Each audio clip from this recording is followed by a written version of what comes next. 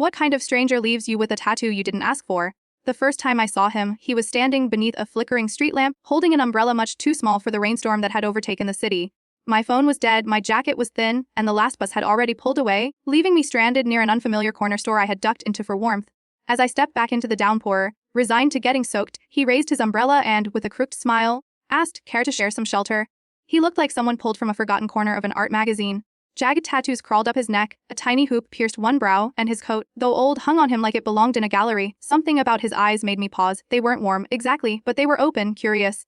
I nodded. The rain pattered on the fabric as we stood awkwardly close beneath the shared umbrella. "Do you believe in patterns?" he asked suddenly, his voice oddly gentle. I laughed, unsure. "Like, no," he said, tilting his head. "Like, life patterns. Recurring shapes. People appearing at the right, or wrong, moments." I wasn't sure if he was flirting or sermonizing. Before I could answer, he added, "You look like someone I used to draw."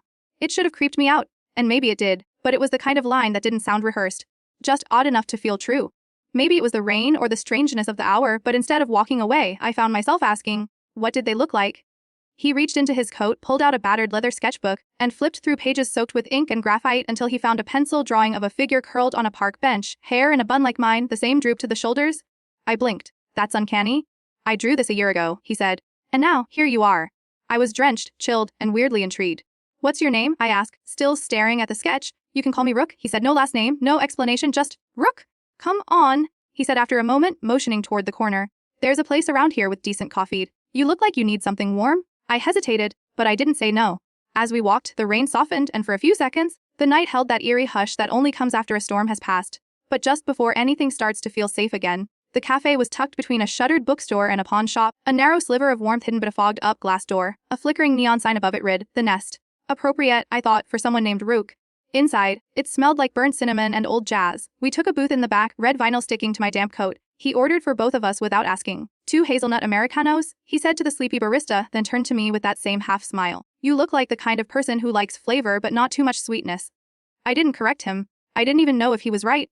He slid the sketchbook across the table. "You want to see the rest?" I nodded. Page after page, the drawings ranged from surreal to intimate: a woman with clouds for eyes, a subway car overgrown with ivy, a boy crouched in a phone booth, screaming silently into the receiver. Every image seemed soaked with emotion, grief, longing, nostalgia, sometimes all at once. Then he paused on one page and tapped it with his finger. It was a charcoal drawing of a woman dancing alone in a rainstorm. Her hands were lifted like branches. The lines were chaotic, but the face, it was mine again. "Or close enough?" I asked, voice low. "I dreamed it," he said.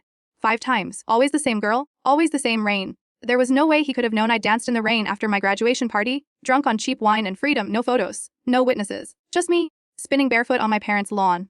"I don't usually believe in fate," I said,